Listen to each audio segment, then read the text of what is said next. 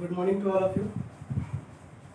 हम लोग पिछले वीडियो में जो पढ़े थे अभिक्रिया के वेग के बारे में पढ़े थे कि अभिक्रिया के वेग किसको कहते हैं और अभिक्रिया के वेग कितने तरह के होते हैं, इनके बारे में भी जाना था हमें। तो अभिक्रिया के वेग दो तरह के होते हैं। पहला था हमारा औसत वेग और दूसरा था हमारा तात्क्षणिक वेग। तात्क्षणिक वेग दो तरह के वेग हम लोग जाने थे, जिसमें हमने बताया था कि जो औसत वेग है वो हमारा सही मान नहीं देता है, अभिक्रिया का वेग का सही मान नहीं देता है, जिसके वजह से हम लोग उसको इस्तेमाल नहीं करते उतना। और जो हमारा इंस्टेंटेनियस रेट है, तात्क्षणिक वेग है, वो हमारा क्या करता है, उस अभिक्रिया के वेग को सही मान बताता है। तो इसलिए हम लोग का अधिकतर वही इस्तेमाल होता है। तो जो औसत वेग था हमारा पहला,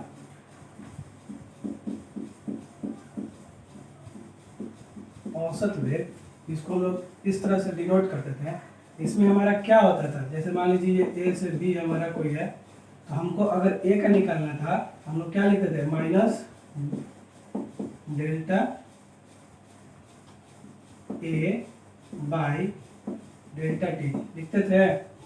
उसी तरह से हमारा अगर बी का निकालना रहता था तो ये हमारा क्या हो जाता था, plus delta concentration of B by delta T होगा। तो हमारा ये प्लस माइनस, प्लस प्रोडक्ट में लगता है, उत्पाद में, प्रतिफल में, और माइनस अभिकारक में। ये बताए थे हम लोग कि रेट का हमारा। और दूसरा जो था हमारा वो था तात्क्षणिक वेग। तात्क्षणिक वेग था जिसको हम लोग सिर्फ स्मॉल आर से निरूपित करते हैं, दर्शाते हैं। तो जब इसको अगर हमको निकालना था हम लोग क्या लिखते थे, minus d concentration of A by D T equal to हमारा plus d B by D t होगा। तो जब हम लोग इस तरह से इसको दर्शा रहे हैं, हमारा जो तात्क्षणिक वेग है वो यहाँ पे किसका है, अभिकारक का है ये, और ये हमारा क्या है, प्रतिफल का है। तो अभिकारक और प्रतिफल का यहाँ पे है। तो हम लोग यहाँ पे देख रहे हैं कि ये इसके रेट बराबर, वेग बराबर ये, फिर अगर हम एक और लिखेंगे तो वेग बराबर ये होगा ना उत्पाद के लिए, तो प्रतिफल के लिए हो जाएगा, अभिकारक के लिए हो जाएगा। तो मान लीजिए कि जब हम इससे इसका वैल्यू निकाल लेते हैं यहाँ पे, तो इसी से हम लोग क्या है, इसका भी निकाल सकते हैं ना। तो दोनों से हम लोग काम कर सकते हैं। तो इन्हीं के मदद से हम लोग क्या करते हैं, वेग, अभिक्रिया के वेग का निरूपित करते हैं। हम लोग उसको बताते हैं कि किस अभिक्रिया में कितना वेग है, चाहे वो उत्पाद का हो चाहे वो अभिकारक का हो। तो आज का जो हम लोग का टॉपिक है वो ये है कि किसी अभिक्रिया के वेग को कैसे दर्शाया जाता है, किसी अभिक्रिया के वेग को निरूपित कैसे किया जाएगा। ठीक है, हम लोग के पास अगर अभिक्रिया दिया है तो उस अभिक्रिया को हम लोग दर्शाएंगे कैसे, उसको बताएंगे कैसे कि उस अभिक्रिया को हम लोग कैसे लिख रहे हैं, इसी के बारे में हम लोग जानेंगे। चलिए आज का टॉपिक हम लोग स्टार्ट करते हैं।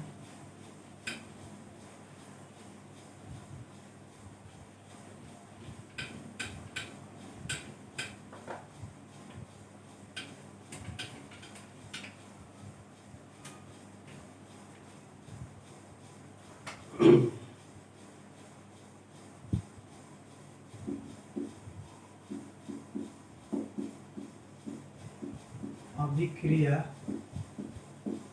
के वेग को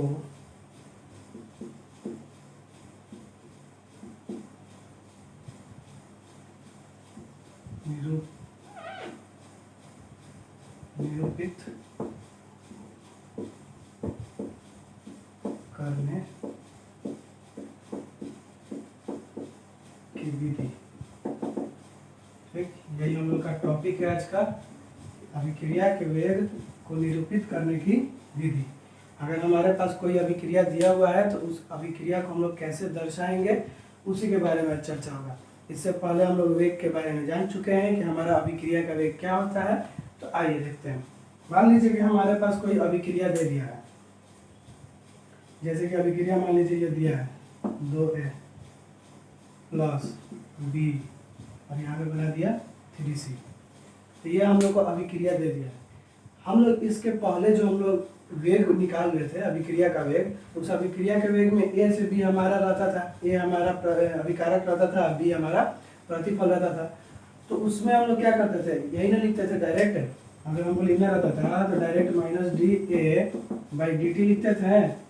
यही यही तो हम लोग क्या करते हैं, दर्शा रहे हैं, इसी से हम लोग को दर्शाना है, ऐसे ही दर्शाना है। लेकिन बात यहाँ पे ये आ जाता है कि जब आपके अभिक्रिया में जो अभिकारक और प्रतिफल है उनके बगल में गुणनांक लग जाए, क्या लग जाए, गुणनांक। तो जब गुणनांक लग जाएंगे तो उसको हम लोग कैसे निरूपित करेंगे, तब हम लोग का वेग क्या होगा, अभिक्रिया का वेग कैसे हम लोग दर्शाएंगे, उसी के बारे में यहाँ पे चर्चा होगा। तो देखिए, जब कभी भी हम लोग का अभिक्रिया जब होता है तो अभिक्रिया में हम लोग का क्या करता है, बैलेंस किया हुआ रहता है, संतुलित किया हुआ रहता है। बिना संतुलित तो हमारा अभिक्रिया कहलाएगा नहीं वो, ठीक ना।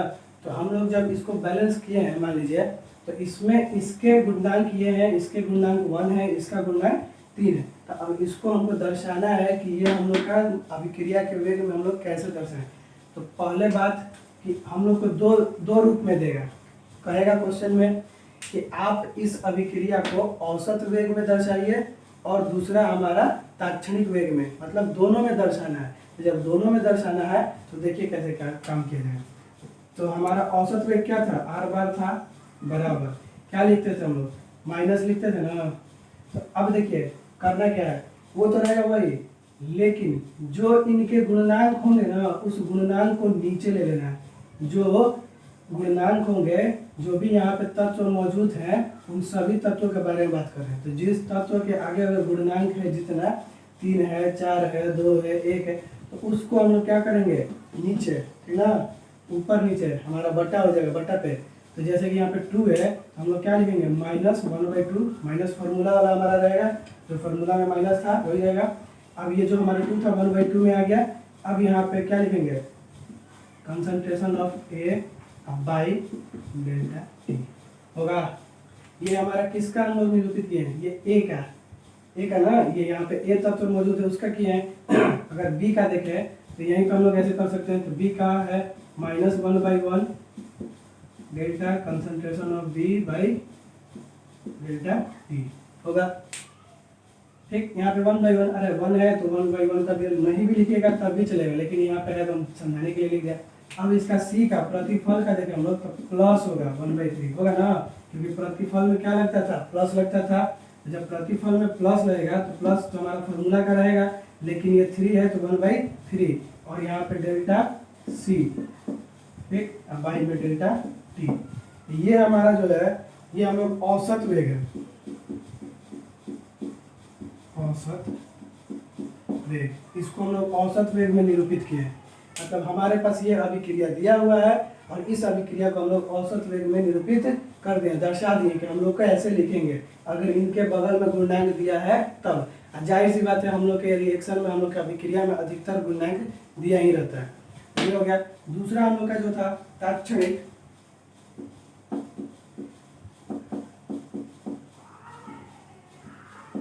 ताक्षणिक वेग, इसको हम लोग इस तरह से करेंगे। इसमें क्या था हमारा, dA/dt लिखते थे, माइनस तो हमारा फार्मूला वाला रहेगा, तो माइनस का माइनस रखेंगे, लेकिन ये 2 है तो 1/2, और dA हमारा ये dA क्या है, A के सांद्रण में परिवर्तन, मतलब A का सांद्रण हमारा परिवर्तित होकर कितना आया है वही है यहाँ पे भी वही है।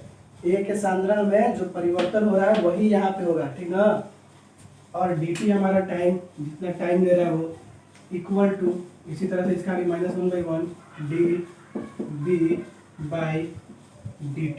इक्वल टू, इसका हो जाएगा +1/3 dC/dt।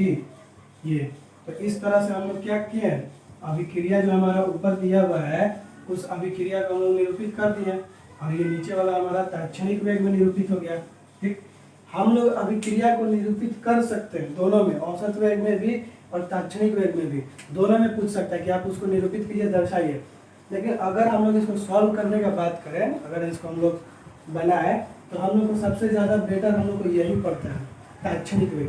ताक्षणिक वेग का इस्तेमाल करते हैं तो इस अभिक्रिया का वेग हम लोग को आसानी से पता चल जाता है, तो किसी को कोई दिक्कत इसमें नहीं होगा।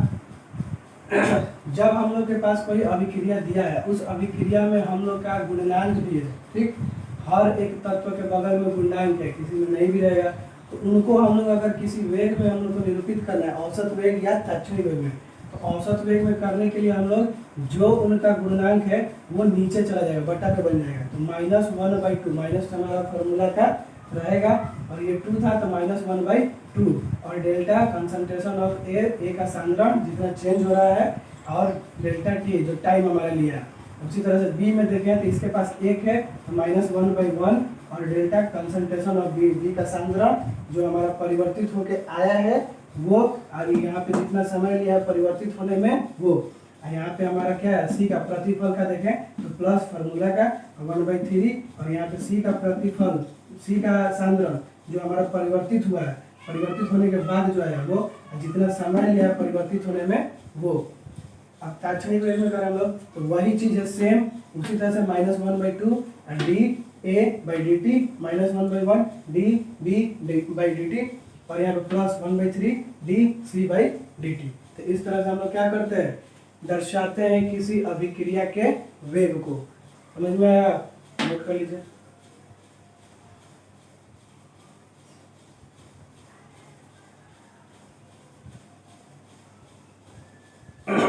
ये तो हम लोग मान के यहाँ पर इसको निरूपित किया है। अब चलिए हम लोग अभिक्रिया लेकर देखते हैं कि अभिक्रिया लेकर हम लोग कैसे निरूपित करेंगे।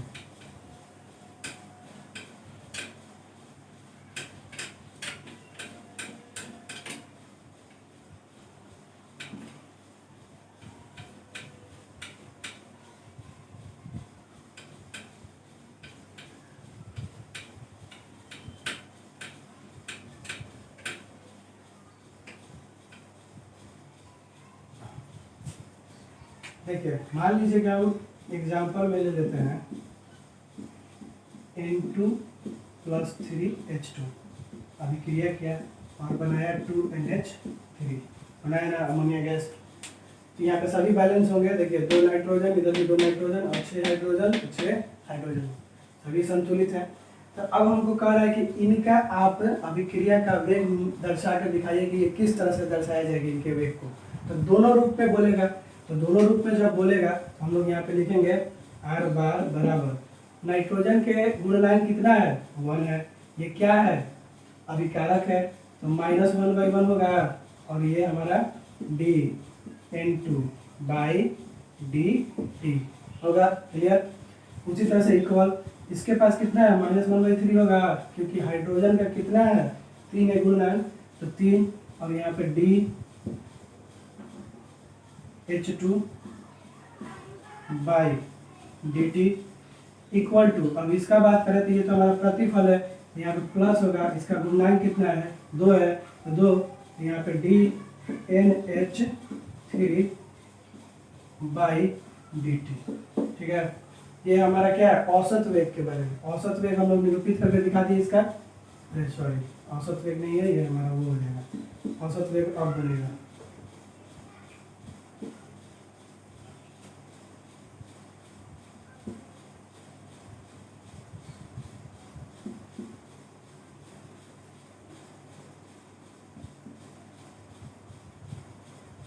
ताक्षणिक वेग बना दिया।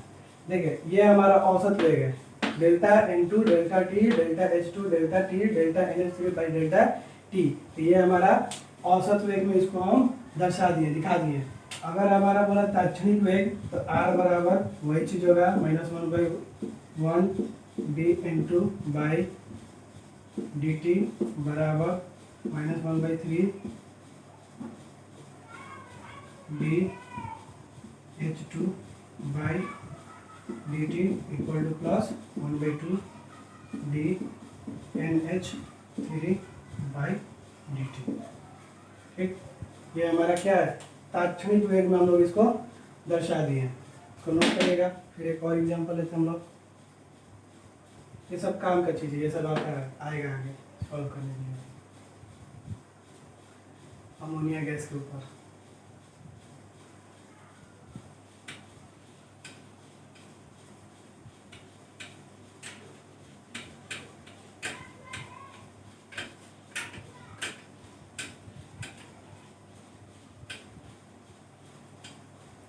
देखिए, अगर हम अगला एग्जांपल लें, हाइड्रोजन को आयोडीन से करा देते हैं I2, तो बनाएगा 2HI हाइड्रोजन आयोडाइड, बना दिया। जब इसको करेगा तो हम लोग उसी तरह से दर्शा दे रहे हैं, तो -1/1 H2 by T equal to -1/1 del I2 by del T equal to +1/2 del HI by del T। ठीक, ये किस चीज को हम लोग दर्शा रहे हैं? ये हम लोग अभिक्रिया के वेग को, जो हमारा औसत वेग है, ठीक है। अब हमारा आगे बात कर रहे हैं ताक्षणिक का, -1/1 dH2 by dt equal to -1/1 dI2 by dt equal to +1/2 dHI by dt। ठीक है, नोट कर लीजिएगा।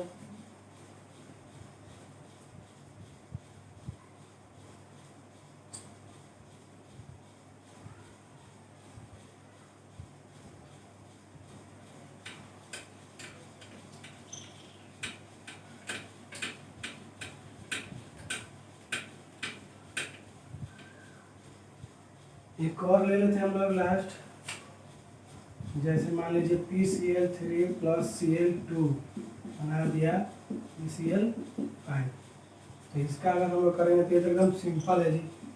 R bar equal to -1/1 del PCl3 by del T equal to -1/1 del Cl2 by del T बराबर +1/1 del PCl5 by del T। ठीक, औसत वेग हो गया, ताक्षणिक वेग -1/1 d PCl3 by dt equal to -1/1 d Cl2 by dt equal to +1/1 d PCl5 by dt। देखिए इनके गुणांक में सिर्फ और सिर्फ एक है, उसके बाद कोई नंबर दिख नहीं रहा है गुणांक में, इसलिए 1/1/1/1 आएगा। ठीक है, अब यहाँ से तो आइडिया हो गया होगा कि किसी भी अभिक्रिया को हम लोग उसके वेग को कैसे दर्शाते हैं, किसी भी अभिक्रिया के वेग को हम लोग कैसे दर्शाते हैं। ये हमारा औसत वेग है और ये हमारा ताक्षणिक वेग है। ये हमारा औसत वेग है, ये हमारा ताक्षणिक वेग है। हम लोग जब भी कभी अगर निकालना है, पूछ देता है कि इस अभिक्रिया का वेग बताइए, निरूपित मत कीजिए, दर्शाइए मत, वेग बताइए कि कितना है, तो उसमें हम लोग इसी का इस्तेमाल करते हैं। ठीक ना, क्योंकि ये हम लोग क्या बताएगा, एक्यूरेट वैल्यू बताएगा। इसमें थोड़ा सा गड़बड़ी हो सकता है, लेकिन ये हम लोग एक्यूरेट वैल्यू बताएगा, इसीलिए इसी का ज़्यादा इस्तेमाल करते हैं। चलिए अब क्वेश्चन हम लोग बनाते हैं।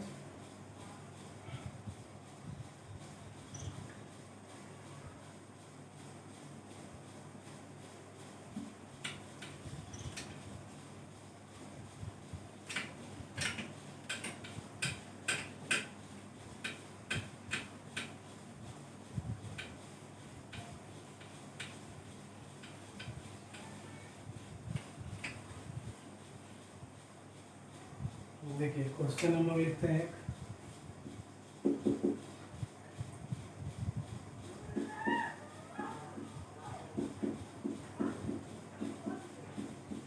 एक रासायनिक अभिक्रिया, एक रासायनिक अभिक्रिया 2A से P है, जो जिसका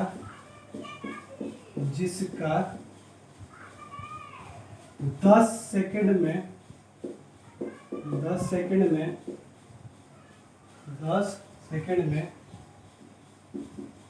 परिवर्तित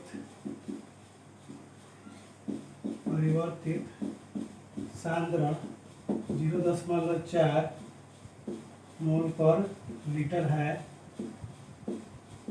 तो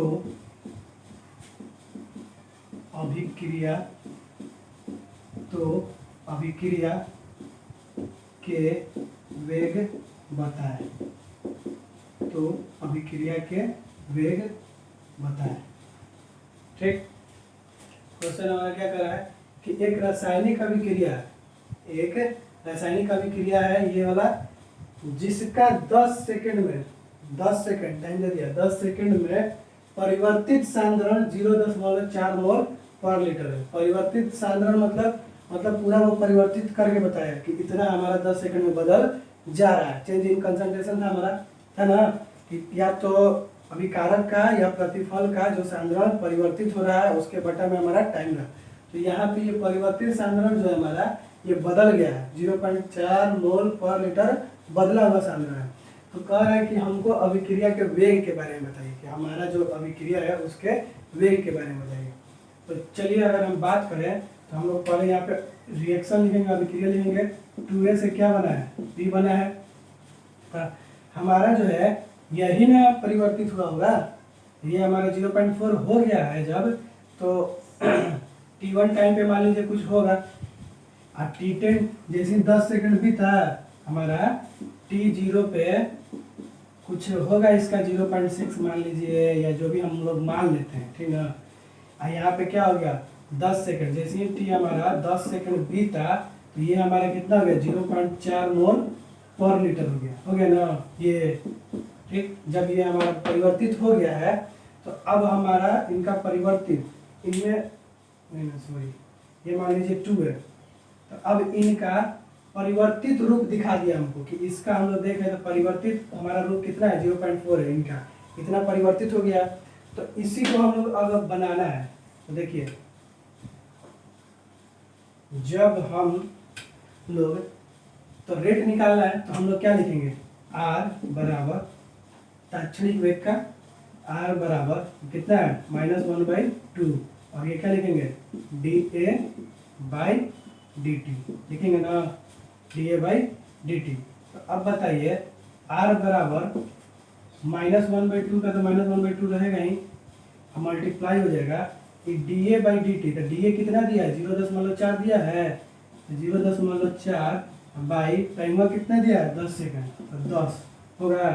अब इसको हम कटाएंगे तो ये कितना आएगा, 2 से ये कटेगा तो 0.2 कितना आ गया -0.2 बटा में 10, तो बराबर हो गया कितना आ गया 0.02, माइनस में क्या है मोल पर लीटर पर सेकंड होगा ना। तो वो है मोल पर लीटर पर सेकंड, आ गया इतना आंसर, मतलब बता दिया ना। देखिए तो जो हमारा A का रेट है वो कितना से घटा है 0.2 से, है ना, तभी ना हमारा आ गया, दिखा देना हमारा इतना से वो क्या हो रहा है बदल रहा है, तो निकल गया आंसर। इसमें कोई दिक्कत, इसमें नोट कर लीजिएगा। सबसे पहले क्वेश्चन में क्या पूछा था कि एक रासायनिक अभिक्रिया 2A से P जिसका 10 सेकंड में परिवर्तित सांद्रण 0.4 मोल पर लीटर है, तो अभिक्रिया का वेग बताएं। तो हमारे पास अभिक्रिया दिया हुआ 2A से P, तो हम क्या निकाले, रेट बराबर -1/2 dA/dt होगा ना, ये वाला है, इसका गुणनखंड 2 है तो हो गया, और dA हमारा दिया हुआ इतना 0.4 मोल पर लीटर दिया हुआ, और dt टाइम हमारा इतना 10 सेकंड दिया हुआ, तो बस सीधा यहाँ पे रख दिए, रख के कटा दिए तो इतना आया, इतना को हम लोग फिर 10 से भागा देंगे तो 0.02 मोल पर लीटर पर सेकंड आ जाएगा। कोई दिक्कत कर लीजिए।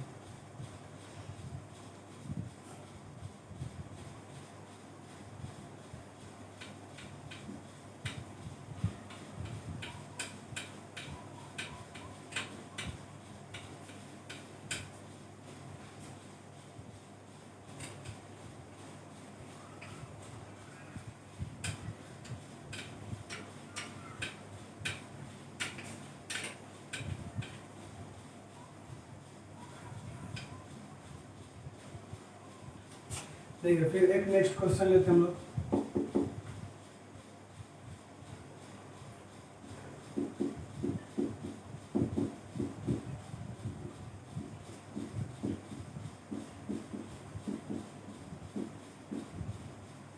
रासायनिक अभिक्रिया 2A + B 3C।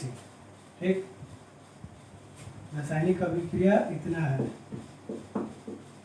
जो 10 सेकंड में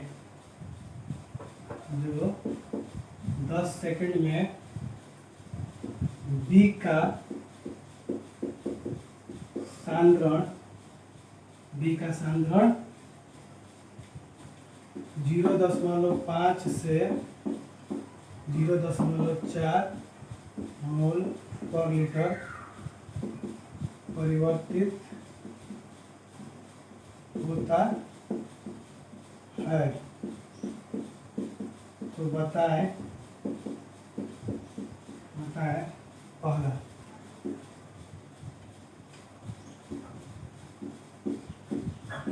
ए के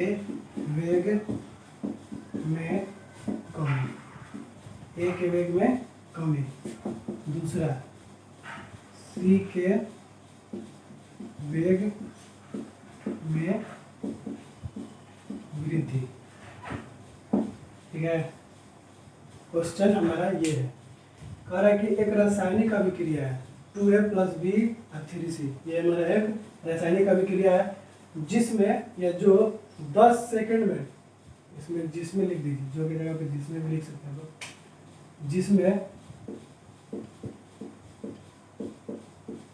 जिसमें 10 सेकंड में B का सांद्रण, किसका, B का सांद्रण 0.5 से 0.4 मोल पर लीटर जा रहा है। तो B का सांद्रण कितना से कितना घटा, 0.5 से 0.4 मोल पर लीटर बदल गया। तो कह रहा है कि परिवर्तित होता है, तो बताइए, तो हमको बताना है कि A के वेग में कमी, तो A के वेग में कितना कमी हुआ, और C के वेग में वृद्धि, तो C के वेग में कितना वृद्धि हुआ, इसी के बारे में हम लोग को बताना है। ठीक है, तो देखिए सबसे पहले हम लोग इसको सॉल्व करते हैं। तो आप अपना जो अभिक्रिया है उसको उतार लीजिएगा, 2A + B 3C, ये हमारा दिया हुआ है, इसमें B का दिया हुआ है जी। तो रेट बराबर हमारा क्या होगा, रेट बराबर -dB/dt होगा ना। अब यहाँ पे हम अगर देखें तो B का हमारा यहाँ पे परिवर्तित रूप नहीं दिया हुआ है, यहाँ पे 0.5 से 0.4 मोल पर लीटर बदल रहा है। ठीक ना, तो इसको जब हम लोग निकालेंगे तो कितना आ जाएगा, 0.1 आएगा, 0.1 आएगा ना जी। तो 0.1 मोल पर लीटर से परिवर्तित हो रहा है, हम लोग इसको कहीं रफ पे अपना निकाल सकते हैं। तो 0.1 मोल पर लीटर से परिवर्तित हो रहा है, ये हमको निकल गया। तो ये परिवर्तित रूप निकला है ना, क्या निकला, परिवर्तित रूप निकला B का। तो जब परिवर्तित रूप निकला तो यहाँ पे डायरेक्ट रखिएगा परिवर्तित रूप, और प्लस में यहाँ पे क्या रखिएगा, टाइम रखिएगा 10 सेकेंड का, यहाँ पे 10 सेकेंड जो होगा उसका रखिएगा आप लोग।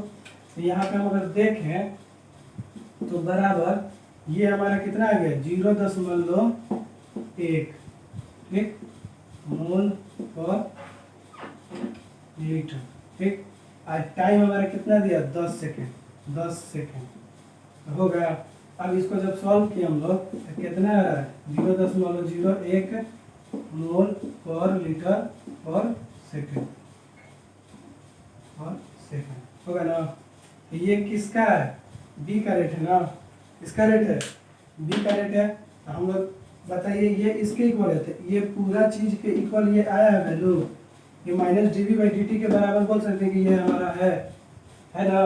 तो हमको पूछा है किसका, A के वेग में कमी, A के वेग में कितने का कमी हो रहा है। तो A के वेग में अगर पूछ रहा है तो हम क्या करेंगे, अगर आप लोग पहले देखे भी होंगे कि हम लोग का जो था रेट, वो रेट बराबर क्या लिखते थे हम लोग, जैसे मान लीजिए इसी अभिक्रिया के लिखे थे -1/2 dA/dt बराबर -1/1 dB/dt बराबर +1/3 लिख रहा हूँ इधर, +1/3 dC/dt। अब बताइए रेट जो है ये इसके इक्वल, फिर इसके इक्वल, फिर इसके इक्वल, तो ये इसके बराबर दिया हुआ सब चीज। मतलब कि अगर हमको बी का निकल जा रहा है रेट, हम ए का रेट निकाल लेंगे, उसी तरह से बी का रेट अगर निकल जा रहा है तो सी का रेट निकालेंगे ना। यहाँ पे वही काम करना है। अगर हम रेट निकालेंगे ए का तो यहाँ पे लिखेंगे ना कितना, -1/2 d A by D T लिखेंगे। अब बराबर में अगर हम लिख दें कि minus D B by D t, तो d B by D t का वैल्यू कितना है, 0.01 मोल पर लीटर आया है पर सेकेंड। तो इसके बराबर इतना जब आया है तो हम इसको क्या लिख सकते हैं, -1/2 d A by D T बराबर 0.01 मोल पर लीटर पर सेकेंड। ये तो इतना है, लेकिन अगर हमारा ये 2 जो है तो 2 इधर चला जाएगा तो क्या बन जाएगा, 2 अगर हम इधर भेज दें तो ये क्या बन जाएगा, D A by D T बराबर -2 इंटू 0.01 मोल पर लीटर पर सेकेंड बराबर में क्या गया, 0.02 मोल पर लीटर पर सेकेंड माइनस में ये क्या होगा, मतलब ए के वेग में कमी कितना से आ रहा है, 0.02 मोल पर लीटर से आ रहा है, ठीक ना। ए के वेग में कितना कमी आ रहा है, 0.02 मोल पर लीटर पर सेकेंड। अब आप यहाँ पे खुद देखिए, ए के पूछा है रेट, तो यहाँ पे माइनस में आ रहा है ना, तो जब माइनस में आ रहा है तो ये क्या है हमारा अभिकारक है, तो अभिकारक का हमारा क्या आ रहा है, माइनस में आ रहा है। सही बात है, इसको नोट कर लीजिए। सबसे पहले हम लोग का जो बी का दिया हुआ है ना, यहाँ पे बी का सांद्रण दिया हुआ कितना कितना बदल रहा है, तो इसके बी का ही पहले वेग निकाल लेंगे। पहले वेग निकाल लिया बी का, अब इसी के बी के वेग को ही हम लोग क्या कर दिए, यहाँ पे रख दिए। आप मान लीजिए रेट हमारा निकल गया है, तो रेट को हम लोग यहाँ पे अगर डायरेक्ट आप रेट के बराबर रखिएगा तो यहाँ से भी हमारा यही आएगा। अच्छा, हम लोग पहले भी जानते हैं कि रेट बराबर इतना ए का बाई बराबर बी का बराबर सी का, हम लोग बी का जब वेग निकल गया तो बी और ए के बराबर कर दिया तो ए का नहीं निकलेगा, निकलेगा तो वही है। चलिए उतरिए।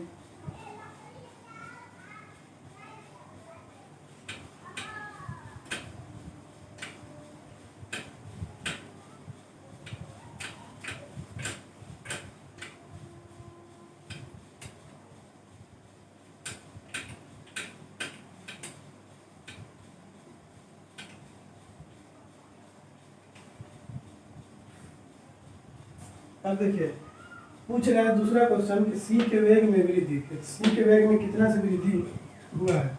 तो दूसरे को अगर हम लोग देखा जाए यहाँ पर,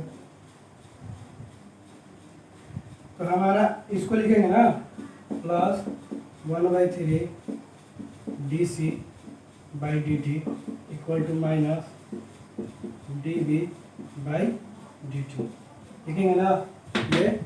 तो हमारा अब मान लीजिए रेट बराबर इतना होता है, रेट बराबर इतना भी होता है, तो हम इन दोनों को ही ले लेते हैं। हमारा ये रेट निकल ही चुका है, ये क्या है, ये रेट है ना, ये किसका रेट है, बी का रेट है, ये बी का वेग है, ये बी का वेग है। तो जब बी का वेग हम लोग निकाल चुके हैं, कितना था, बी का वेग कितना था है minus D B by D T बराबर 0.01 मोल पर लीटर पर सेकेंड आया था, है यही तो बी का है, तो ये है हमारा वैल्यू। अब बस सीधा आपको यहाँ पे पुट कर देना है, लिखिएगा +1/3 D C by D T बराबर ये हमारा कितना है 0.01 मोल पर लीटर पर सेकेंड। तो हमारा 3 इधर चला जाएगा, तो ये क्या आ जाएगा D C by D T बराबर 3 गुने 0.01 मोल पर लीटर पर सेकेंड, जिसमें क्या बदल गया 0.03 मोल पर लीटर पर सेकेंड। ठीक है, यही हमारा क्या होगा आंसर। मतलब जो हमारा सी है, सी का वेग में वृद्धि कितना का हो रहा है 0.03 मोल पर लीटर पर सेकेंड, इतना ही जना वृद्धि हो रहा है, इतना से वृद्धि हो रहा है किसका, सी के वेग में। सी के वेग में 0.03 मोल पर लीटर से क्या हो रहा है वृद्धि हो रहा है, और ए के वेग में हमारा कितना था -0.02 के मोल पर लीटर पर सेकंड से कम ही आ रहा था। दिक्कत नोट करिए इसको।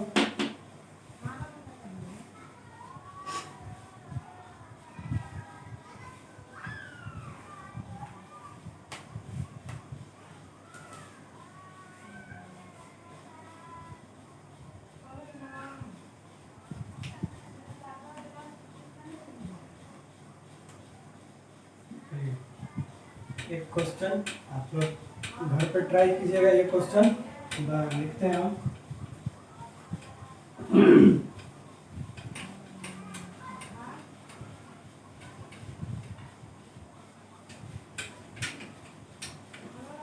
कोशिश कीजिएगा घर से बनाने का, बन जाएगा, इसी के आधार पे बनेगा, कोई ज़्यादा उसमें दिमाग नहीं लगाना है। जो ये आप लोग पढ़ रहे हैं बस इसी को खाली अप्लाई कर रहे हैं। देखिए रासायनिक अभिक्रिया N2 + 3H2 हमारा क्या बना रहा है, 2NH3 बनाया है, जिसमें या जो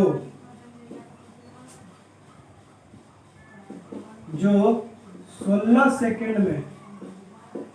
सेकंड में हाइड्रोजन, इसका हाइड्रोजन का 16 सेकंड में हाइड्रोजन का परिवर्तित सांद्रण, कौन सा